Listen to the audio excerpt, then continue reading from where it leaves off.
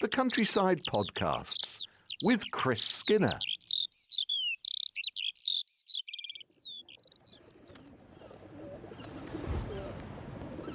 I've had a question from Jocelyn Baxter from Halifax in the northern part of the UK. And she's had 5 pigeons in her garden simultaneously.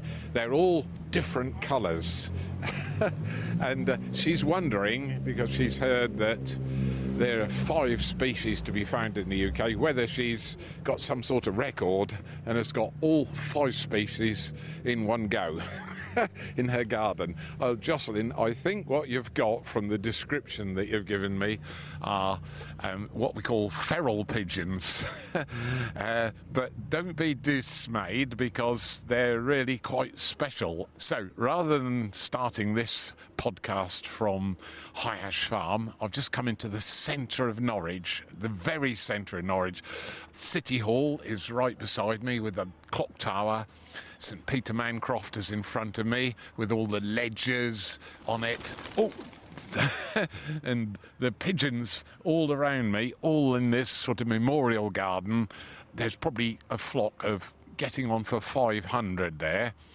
Just suddenly took off. Something flew over the top of them and they're a little bit wary. Now they're flying around over the top of me.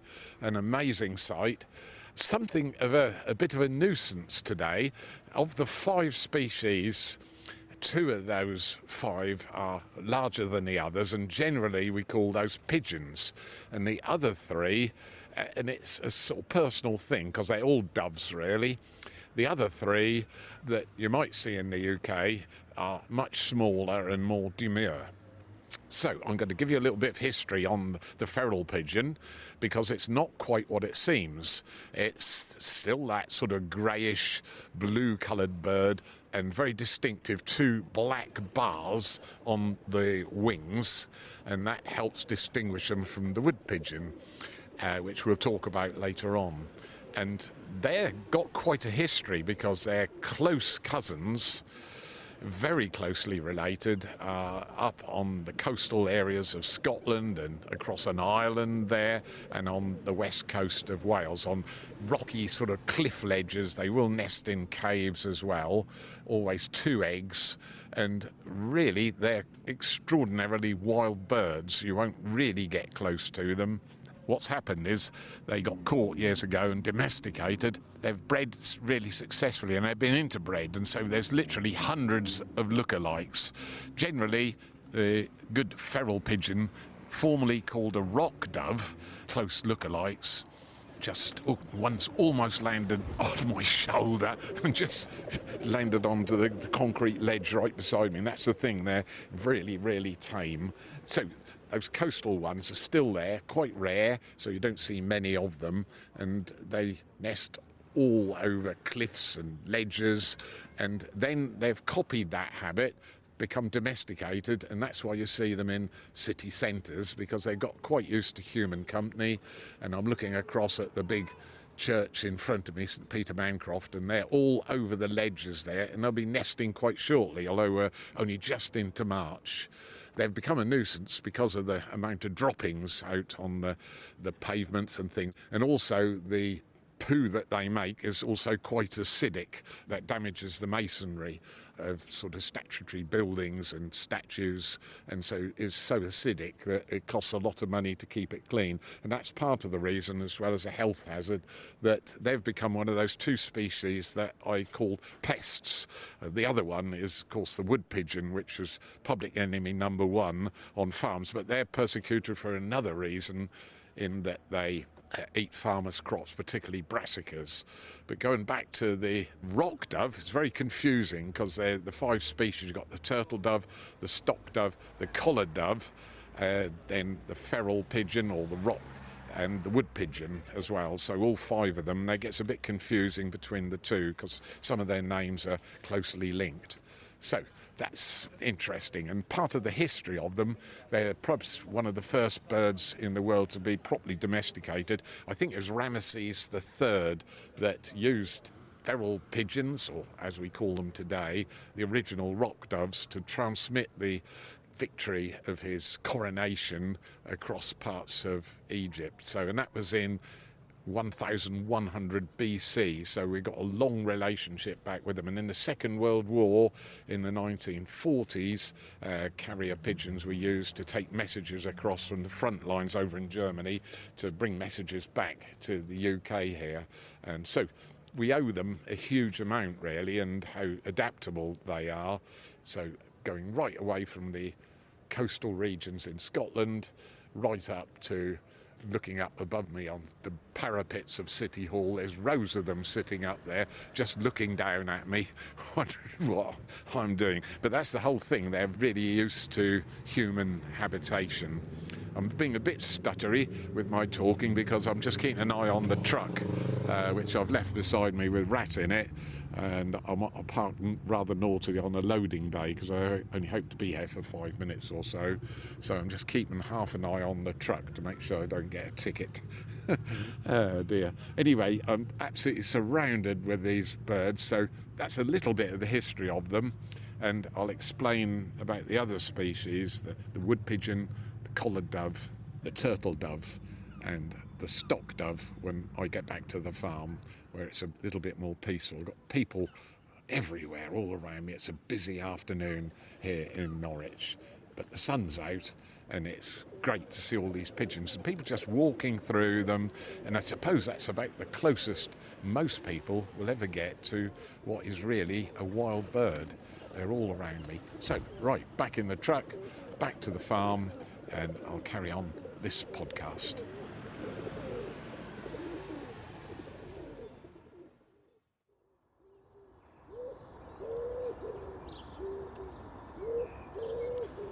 That's the sound of the wood pigeon, agricultural pest number 1, and it's the second species of pigeon that we're looking at. The other two, or three even, are technically called doves, and we generally call the larger ones pigeons and the three smaller ones doves. So this is number 2, and it's one of the commonest birds in the UK and very, very distinctive as well compared to the rock doves or the feral pigeons which we talked about at Norwich Market in the first part of this podcast. So, why are they different and what is there to look out for? Everybody has probably heard that familiar 5-bar call, and you can hear it now behind me.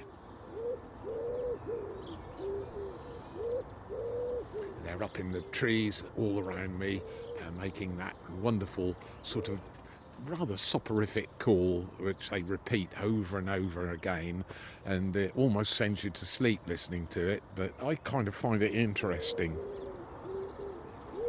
Probably the most distinctive call of all the pigeon species. And so what's different about them? Well, firstly, the first thing to notice is they've got a single white crescent on each wing, and so when they fly away from you, see two sort of white bars across the wings particularly. You can see it with them sitting on the ground, but much less visible. And the other thing is they've got almost a complete white collar round their necks, and that gives the rise to the other part of the name, which they used to be called, and it's a little bit confusing, they were called ring doves, and that's not to be confused with a much later arrival in the UK, which we'll deal with later on in this podcast, which is the collared dove. Gets a little bit confusing, so we'll stick to wood pigeon. Woody, some people call them, and some people just find them completely boring, but not farmers, because I did mention it's public enemy number 1. So they eat seeds. They've got a really quite wide diet. I've seen them eating acorns, hazelnuts, complete with the shell on them.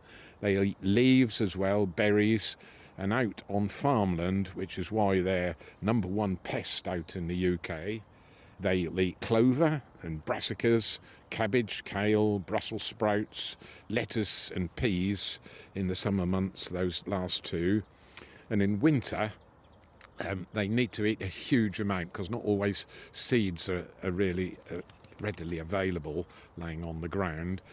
So they will turn themselves to vegetable matter, particularly any of the members of the brassica family, which I mentioned, and they'll eat huge amounts because there's not much energy in eating leaves compared to eating seeds. So particularly in cold weather, they gorge themselves with as much food as possible, and their crop swells out, so they look very top heavy at the front, and they'll digest that over the course of the evening and the night as they roost. And during the winter they'll form huge communal roosts way up in the canopy in trees, and so they feel safe up there. You can have 400-500 in the areas of woodland around High Ash Farm, and at the moment we've got a flock of around about 1,000 wood pigeons feeding regularly here every day on anything that's germinating in the overwinter wild bird seed cover, any seeds that are left. They've got this very stout bill which distinguishes it from the other members of the pigeon family, the feral pigeon,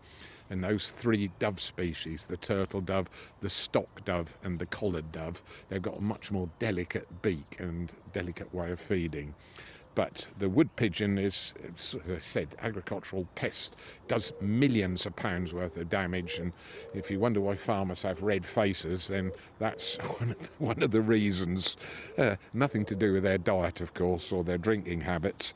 They send farmers absolutely mad because in recent decades farmers have been growing yet another brassica, which is called oilseed rape, and of course all those plants that I mentioned, the brassica family, have their little petals in a cross.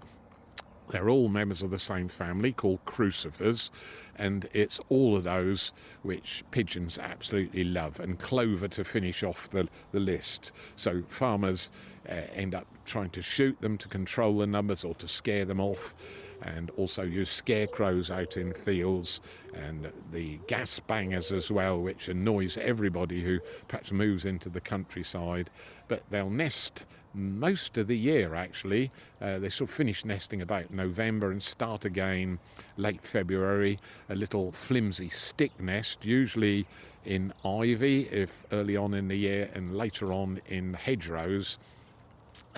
The nests are really flimsy, just a few sticks crisscrossed over, and during daylight hours the male will take over incubation, which is about 17 days, and then at night time the female will come in as well, because so she'll feed up during the day, because obviously it takes quite a while to get enough food, particularly early in the breeding season. Generally though, they only bring off 1 brood, sometimes and just occasionally they'll bring off 2 broods. So both parents will feed the young, and both parents have got a peculiar habit. For the first week or so of the lives of young pigeons, which haven't got any feathers on, they've just got a bit of down on in that flimsy nest, quite vulnerable in a nest to magpies, to jays, to even buzzards start attacking the nest as soon as the young are out on the nest, and so the parents try to guard them against predation, but nevertheless pigeons are really successful.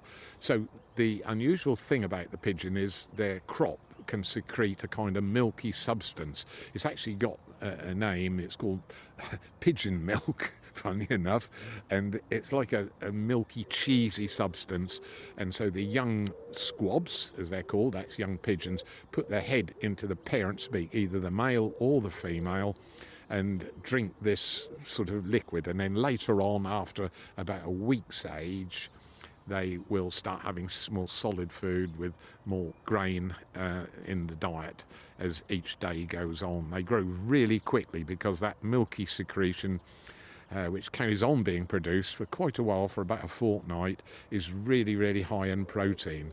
And pigeons have got 1 or 2 tricks. They're one of the few birds that can actually drink and keep its head underwater and swallow water.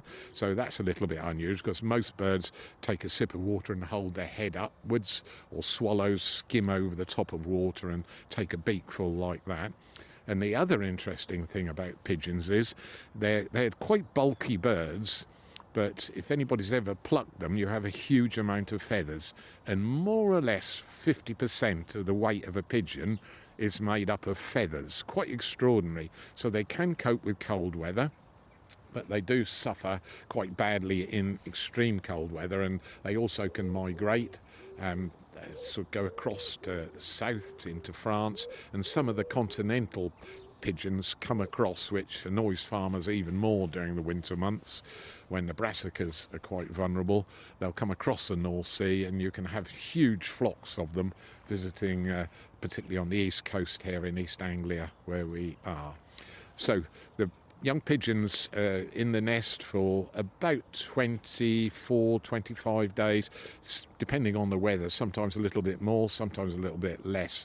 And then occasionally, if the birds are going to do a second brood, the parents will start bringing nesting material up into a hedgerow or wherever they're going to make the second nest, and then start laying while they're still young in a nest. So really unusual from that respect. So anyway, it's such a common bird, and I don't find that sort of repetitive 5-note song that they make, I don't find it at all boring. It's really, as I said to start with, it's really kind of soporific. And I find it quite enjoyable, as I don't have to worry so much about trying to keep them off. My father used to grow kale for the dairy herd, and on cold winters they'd absolutely decimate the tops of the kale stalks, almost strip them down until there was only a stalk left, and they were really defoliated. And my father used to send me out and either scare the pigeons or give me a tiny shotgun just to make a bang. They were blank cartridges back then, he gave me, just to scare them off. But that's why farmers absolutely detest pigeons, because of the amount of damage they do. But after this, it's a little bit more cheerful. We'll be looking at the 3 dove species that all members of that pigeon family, if you like, that frequent the UK, and they're always fascinating. And Matthew will join me again to enjoy the next species of dove, which is going to be the stock dove, and they're right here in this area of woodland, and we'll be visiting that again in the morning.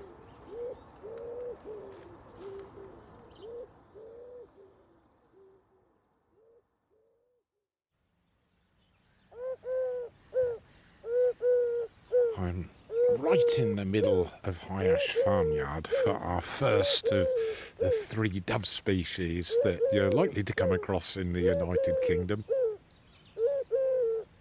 One's a migrant and won't be here for another month or 6 weeks, but 2 are resident here at the farm. And that first one you just heard, right up in the top of a tree above me, the collared dove. And it's something of a record holder because in the mid-1950s it was one of Britain's rarest birds, and it started to nest for the very first time, having expanded across Europe and headed eastwards till it got to the North Sea, and then crossed the Channel and came up into Britain and nested in North Norfolk, I think, for the first time, around about the Welsh region in North Norfolk, where there was lots of grain being loaded, and that's one of the keys to its success. It kind of loves farmland and now gardens. So why is it a record holder? Well, it went from being about Britain's rarest bird and caused huge excitement up on the North Norfolk coast, with birders coming from here, there and everywhere to see it. The small sort of pinkish beige biscuit coloured bird, no real distinction on the plumage except for a black collar all the way around the neck, and that's fringed with white, hence collared dove, not to be confused with either the stock dove which also, or the ring dove, which is also the wood pigeon. So it gets a little bit confusing with all the dove species, but nevertheless this is well and truly our first dove species, quite petite, very demure, and it's also called the television aerial bird because it has this habit in garden settings of sitting on the top of a television and repeating that rather monotonous song over and over again until you've kind of gone blue in the face hearing it. It's really unusual. It can nest in farm buildings, particularly old farm buildings, and the reason I'm standing where I am is because from last year, just above my head, is a diminutive little nest. Looks like a smaller version of a wood pigeon's nest in the sycamore tree right in the centre of the farmyard here.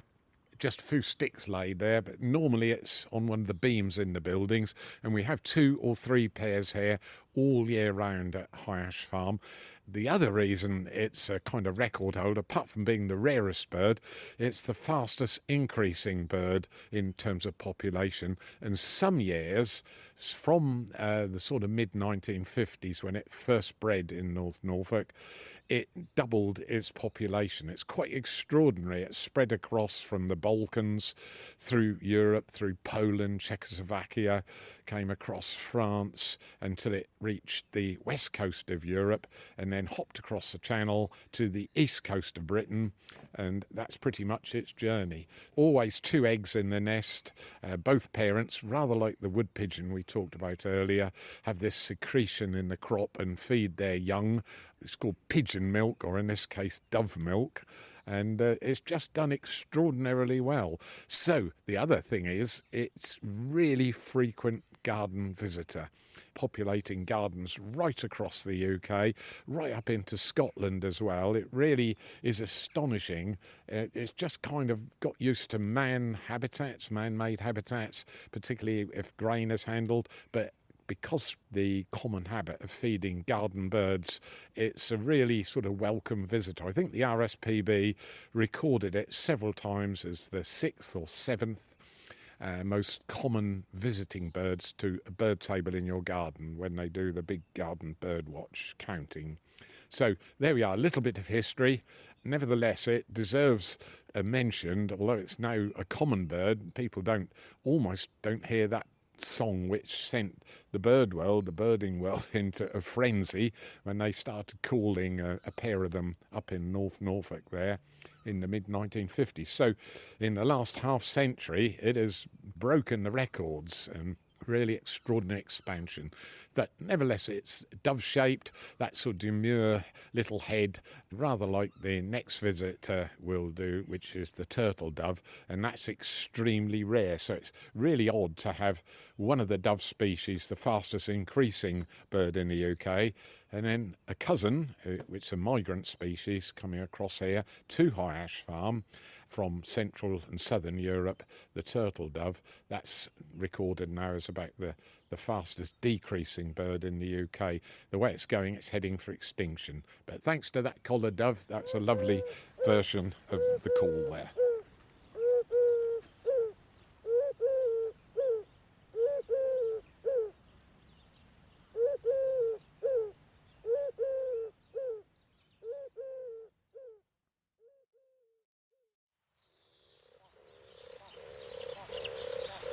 I'm standing by one of the hedges on High Ash Farm. In fact, the only one that hasn't now been cut for 50 years, and it's especially grown tall with some ivy on it for this particular dove species, which is our turtle dove.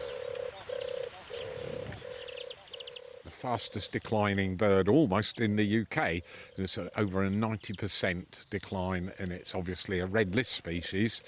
Right through my childhood, this hedge was strewn in the summer months with turtle doves making that noise. So it's very much that purring sound that a turtle dove makes during the summer months, particularly on hot days when perhaps only 2 bird species are making any calls at all. One would be the yellowhammer, and the other one, obviously, the turtle dove, just purring away. And the other side of this tall hedge is 2 fields, each of 7 acres, and there's a particular weed growing on there called fumitory, which is the turtle dove's favourite food. And recently I went to Sicily, where there's a turtle dove reserve, and there I saw my first turtle doves properly for 10 years or so. Since they've declined at High Ash Farm, you rarely see them. They do still visit here. The males call, but then they'll move on quite readily to other climes just to find a suitable female. They'll overwinter in another area I visited, which is the Gambia, and quite large numbers down there just south of the Sahara. Once the Sahara Desert finishes, then there's quite a number of them sort of overwinter in that particular area. Fabulous birds, beautiful plumage. Perhaps it's the most beautiful of of all the dove species with that kind of turtle or tortoiseshell plumage. Nothing to do with tortoiseshells. It comes from a French word. They're just beautiful, and it's that purring sound which symbolises a lot of older people's childhoods right through the 1950s and 60s when they started to decline hugely. So a brief history on the turtle dove. I could talk about them for about an hour. Again, that flimsy little nest of sticks, usually at the top of a hedge, sometimes close to ivy. But it's just so sad that they're missing. And of course they have been shot as well. That's part of the blame. Rats found a suitable quarry a little bit further down the hedgerow, barking away at somebody. And the shooting of them is one of the reasons we think, and apart from the change of climate south of the Sahara, there's been some droughts down there in the Senegal region, again, where they'll spend part of our winter. But once they migrate, so it's a migratory species coming up on what we call the western route through Italy, France, Spain, across the Channel. In that route, they're also shot, as well as right over in the eastern Mediterranean, where hunters still shoot them and have done for a century or more. But then there was a moratorium, I think in about 2021, where France, Spain and Italy banned the shooting of them for 4 or 5 years. And from April 2025, that ban's been lifted again. So they are again a quarry species on their migratory route northwards. It has saved quite a number of turtle doves, but sadly it's a sound that seems to be dying out quite rapidly right across the UK, particularly in the southern half where you're much more likely to come across them. So it's a sad miss here at High Ash Farm, but I keep my fingers crossed, and I occasionally, in particular last year, I caught that little bit of recording of one visiting a newly planted area of woodland on a farm, which is about 15-20 feet high, and they were in there purring for a couple of 3 days. I got quite excited, and then all went silent. Typical.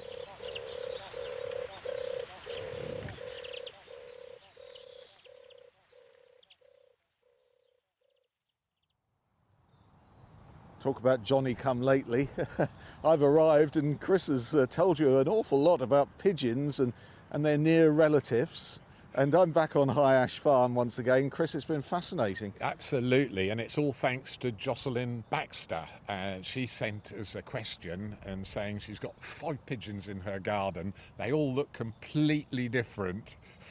Has she got a Guinness Book of Records and having all 5 species of British pigeon and dove in her garden in one go? And the answer is no, because one of those species, the turtle dove, is a migrant species, doesn't arrive in the UK till April or even May some years. Anyway, this final one is for one which we have quite a lot of at High Ash Farm. One just flew over the top of us, actually. It's the stock dove. Turtle dove always gets the vote for the most sort of beautiful of the dove species, but the stock dove runs a close second. It's very demure, it's not as sort of voracious as a wood pigeon, and it basically is a seed eater, whereas wood pigeons, there goes one through the side of the wood, a lot smaller, at least a third smaller than a wood pigeon, and bluish grey colour, quite a very symmetrical head on them. Now, they're called stock doves because they're rather unusual amongst the pigeon species and dove species in that they nest in holes. And the base of a tree, or the trunk if you like, is called the stock. And that's where they nest. And their favourite nesting spots of all, bumblebee, just going past us. Oh, and the sun's gone in, yes, so yeah. huge great bumble. So stock means the tree trunk. That's where they used to love to nest. But since Dutch elm disease, they lost a lot of their traditional nest sites. So they've started nesting in unusual spots in the UK, sometimes down rabbit burrows, anywhere where they can find a hole to nest in. And I've left a beech stump just through in the wood there, which is about 15-20 feet high, and they've been nesting in the top of that. But this year I put up 6 special nest boxes for them, in one of the areas of High Ash Farm, Foxes Grove, because they are short of nest sites. To give you an idea, bird watchers often completely overlook stock doves. When you've got a flock of wood pigeons, you look up and see perhaps 100 or 200 wood pigeons, and dotted in amongst them might be 5 or 6 stock doves, because they almost become, they're almost anonymous, the way they call, the way they behave. You can easily overlook them. There are 2 sort of partial black wing bars on the wings, obviously, whereas the feral pigeon and the rock dove, the first ones we talked about this podcast, have 2 very distinct black wing bars on them. So really beautiful, and they have this, you can just hear it now. Let's bring in the Yes. sound of a stock dove.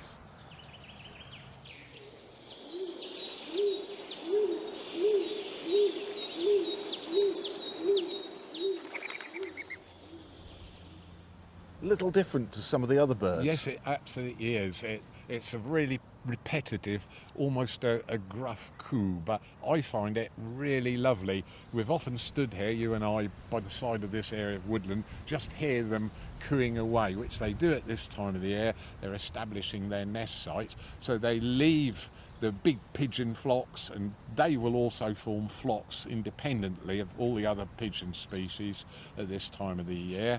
They're not the problem that farmers think they are, because they just basically eat seeds basically on the ground most of the time, whereas wood pigeons will attack crops, growing crops, and also defoliate brassicas. Stock doves don't do that, so they're very much in the back. As I said, they're almost anonymous because they get overlooked, but I just love having them here. And so unusual to have a dove species nesting in a hole, and that's what we've done here.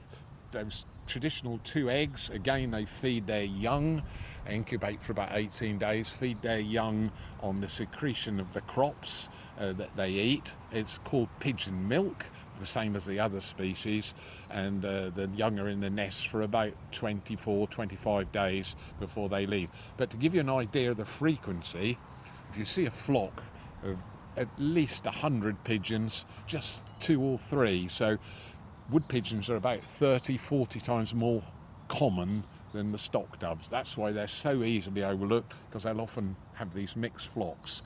This time of the year they separate out. Wood pigeons will go off and make their traditional stick nests, whereas the stock dove secreted in a little hole in the side of a tree. Love them to bits. So they're not as successful as some of the other species in terms of numbers. No, that's right. Because they have particular needs. That's right, and it's all to do with their beak shape as well. So pigeons have a slight hook on the beak and can eat green material as well. Stock doves just have a particular seed-eating beak, and therefore when food is low in the winter months, they're never going to be as common or successful as the wood pigeon, or in fact those feral pigeons that have taken to the street life and deserted the rocky coasts of Scotland. So there we are, a whole visit round the UK's 5 dove species. It's lovely to do that. Always gives me huge pleasure, particularly as we've got all of them, apart from the turtle dove here at this time of the year. We have all the other species here regularly, and even in your own garden, one of the ones we talked about, the collared dove, not to be confused with the ring dove, which is the other name of the wood pigeon. The collared dove is now called the television aerial bird, because it sits on top of your house going woo, woo, all day long and drives everybody potty. Time to appreciate them a bit more, and hopefully Chris's comments this week have done that, because they are controversial, but it's really our fault, isn't it, having all this food in places like Norwich Market? Yes. It attracts the birds. It absolutely does. What more could you expect? And they're just clever sometimes. Birds have done a huge adaptation from living on the rocky coast. Some were caught and domesticated, and they are the sort of country cousins, if you like, still up. They're quite a rare bird, rock doves, but a look-alike is the feral pigeon that you'll see, also called street peckers. So there we are, quick trip round the UK's pigeon and dove population. Love it.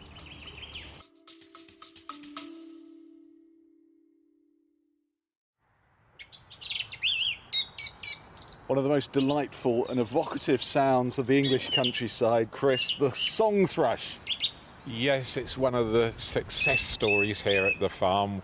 We've got quite a number of them nesting here, and it's one of the UK's most competent songsters singing away for us. Just one of the sounds that you can hear regularly on this podcast. And we've got a little favour to ask. If you can possibly help by sending us a donation to help support the running costs of the podcast by visiting highashfarm.com/podcast.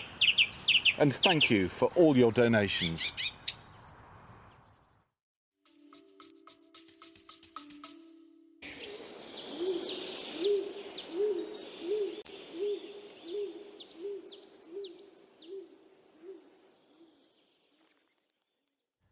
Here's an email, and Phil Getty, who I think is an American gentleman, isn't he? He came over not that long ago, Yes. And you met him, and he says, I popped past here one hot summer day a few years ago to enjoy a hike across your lovely farm, and we had a chat. I thought of you yesterday, though, when stopping at a large box store where I noticed a sign saying, "Please do not feed the birds," whereupon I heard the chatter of house sparrows. I looked up to see them perched inside a louvred sunshade, and there's a photo. I looked beneath to see where they were perching and noticed a bird deterrent spike system on the window ledge, but the sparrows were able to find purchase on the cross member of the shade structure. Looking at that, it's difficult enough for birds anyway, isn't it? But there's a lot of buildings like these ones in America where, and we have them here, of course, where they go out of their way to make it hostile. Yes, exactly that, trying to deter them off, because there's a huge area of glass underneath the louvred sunshade here on this building, and there's a big sign saying beer and wine underneath, and then in between the structure there's lots of house sparrows with their heads sticking out. There's one there, two there, and then just underneath, when you look at the other picture, there's spikes all the way along to deter birds like feral pigeons, for instance, perching on there. But occasionally, I think, as you have to realise, we've taken over a lot of their territory as humans expand into new areas, take over what was sort of wild creatures' habitats, and you have to sort of stand back a bit and learn to share our planet with them. A few years back I went to Sicily to actually look at the turtle doves there, and there were some coastal restaurants all the way along, and they all had these louvred sort of sun screens over the tables on the restaurants, attached to the restaurant itself, and underneath those would be dozens of swallow nests.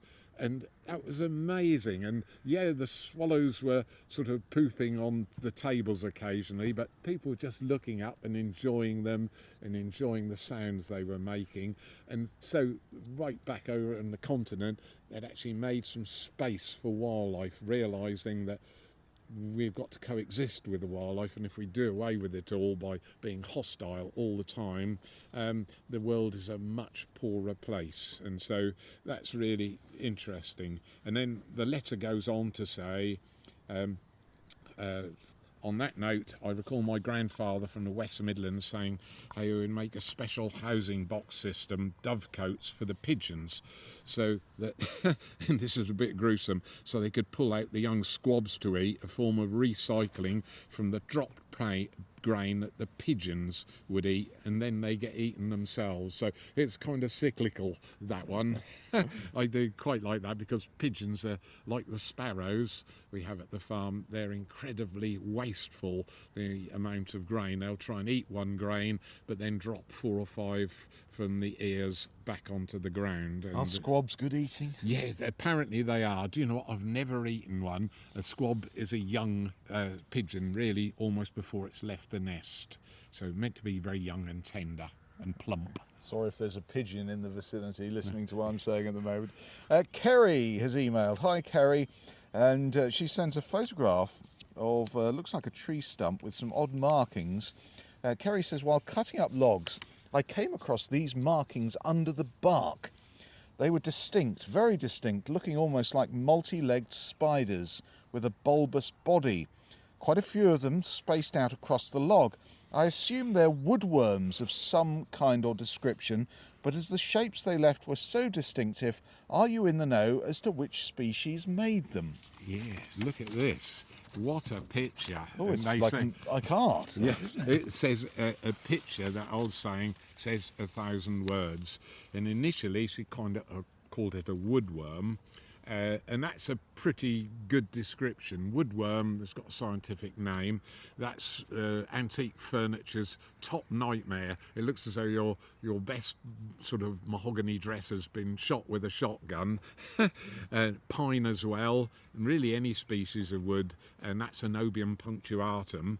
Now this one's a slightly specialist underbark beetle. So there we are. Here we go. It's not a woodworm, as I said, but it's the elm bark beetle, also known as pinhole lover and shot bolt borer. So shot hole borer, I should say. It's a bark beetle that decimated about 25 million elm trees out in the British countryside. And so what happens is the beetle comes in and bores a little hole which is harmless to the elm tree, bores away underneath, almost completes its whole life cycle under the bark by making these little channels, and the beetle eats the wood as it goes, then it excretes it out of the other end, and that's called frass. So these marks are all the pattern of the beetle getting larger and larger, which is why you've got this kind of spider shape with all the multiple legs on it. Much more than 8 legs, there's probably 20 or 30 little channels You end going up with on. something that looks a bit like a fossil. Yes, it does look like Doesn't that. it? It's There's a some brilliant really photograph. ancient animal that are left Yes, behind, yes. but it's not. It's the markings Yes. of this wonderfully named pinhole borer. Yes, so that's not the problem. The beetle can survive, the tree can survive under the bark, but what has happened is those beetles introduced in the sort of, there'd been 1 or 2 outbreaks of elm disease in previous centuries, but nothing like the one that started in the 1960s that decimated. It was a new species of fungus, particularly virulent, and sadly that beetle carried that, and the little larvae under the bark carried this fungus with it, and that's what infected the elm trees. The fungus was peculiar in its activity, and it attacked the 2 water and nutrient bearing vessels that go up and down the trunk just under the bark, the living part of the tree if you like, the xylem and the phloem, and that then clogged them, and so the tree was unable to get any moisture up into the canopy, and basically the leaves died on the tree, and that was the beginning of the Dutch elm disease outbreak. And I got involved. We had 1,500 beautiful elm trees here at the farm, some of them colossal. Changed the landscape from what we're standing here, Yes. and it would have been wholly different. wouldn't it? Absolutely. So all these hedgerows would have been elm trees. It was perhaps the commonest tree at High Ash Farm. Really, really beautiful, statuesque trees, absolutely stunning. And so see them all. And eventually in the 1980s, the 3 or 4 largest ones, which had sort of survived the outbreak right until the end, they succumbed to it. They were absolutely massive, and I had to got a local timber merchant to come and cut them down, and he'd got a 60-inch bar on his chainsaw, and he cut through the tree completely all the way round, and the tree still stood there. He hadn't got to the centre of it. Eventually it went over. The stumps we left for about 1.5 years, and then I had an explosives expert come in, and he dynamited the tree trunks and blew them out, and that was the end of that row of elms. And to this day, that particular field is still called Elm Bank, out of a salute to those trees. I got a wonderful photograph of them, and from that point on, the landscape out in all over Norfolk and Suffolk, in fact all over the UK, particularly down in Surrey, was changed forever. All down to the creature that made those markings, Yes. the beetle there. Yes, yeah. Yeah. Now this comes from Chris in North Yorkshire, Masham. which is a wonderful part of North Yorkshire. They do very good sausages there. Oh, right. I thought food would come into it, whereas I'm imagining the lovely countryside and the stone walls all around the county up there. Well, you know, an army marches on its stomach. Anyway, Chris has sent an email entitled Hedgehogs. Just a little observation. I've got a trail camera I set up down my garden just to see what nighttime activities that there were underneath the bird feeders. Since early February, I've seen hedgehogs throughout the night checking for spilt food around the feeders. I started putting dried cat food out for them, which seems to be going down very well. And one evening I recorded 2 hedgehogs apparently fighting. One appeared to be shoving the other out of the way. Any idea why they should be so active now? Yes, really interesting question there, because it says the temperature has been close to freezing and they're still very active. Well, they're still active because you're feeding them, but what you're witnessing there with your trail cam, one pushing another one out of the way, is there's a food source there. They don't actually need to go into deep hibernation. And with hedgehogs, here comes the answer, there's a pecking order. They form a kind of hierarchy. The male hedgehog, which is the boar, actually sort of is quite heavy. It can weigh 1 kilo, which is over 2 pounds in weight. Whereas the female is about 700, 600 grams, about 1.5 pounds. So he's considerably larger. She's called the sow. And with this pecking order, if there's no mating, which they don't do at this particular time of the year, one will push the other one out of the way. So the larger one kind of dominates. It's a kind of a size hierarchy, if you like. It's one way of looking at it. Anyway, particularly when they're only in partial hibernation. They get very hungry, they'll wake up, come out and have a food if food's available, which it is in this garden, so well done for that. And you're actually keeping them going over the winter, so congratulations, thank you for the question. And I'll have half a dozen sausages from Masham, Chris, if you could. All right, we'll get a special order in for you. Yes. Hedgehogs are so wonderful. So, I mean, to be absolutely serious, Chris, well done on that, because I think the world is so hostile towards these little creatures who've declined massively but are still holding on. Absolutely, holding on. Sadly, I've lost a lot of them here because badgers have brought themselves at the farm. But they do have predators. Apart from dogs, gamekeepers don't like hedgehogs because they will eat ground nesting birds' eggs. But the biggest predator of all, I suppose, inadvertently is through us. It's the motor car. When they cross the roads after coming out of hibernation, they get squished because they're mainly nocturnal. You won't see them about in the day. Night time's their time. That's when the slugs are out, the worms. So not only are they doing good in the garden, particularly if you're a gardener, they're getting rid of all the pests for you without using pesticides. So that's why I love them to bits. Terrific to receive your letters and emails. And the email address is chris@highashfarm.com. So we're going to take wing now, aren't we? We certainly are. Another podcast comes to a close with all the pigeons and hedgehogs as well. And it's been terrific fun, Chris. Thank you, and we'll see you next time. Yes, you're always welcome. How do hedgehogs make love? Carefully.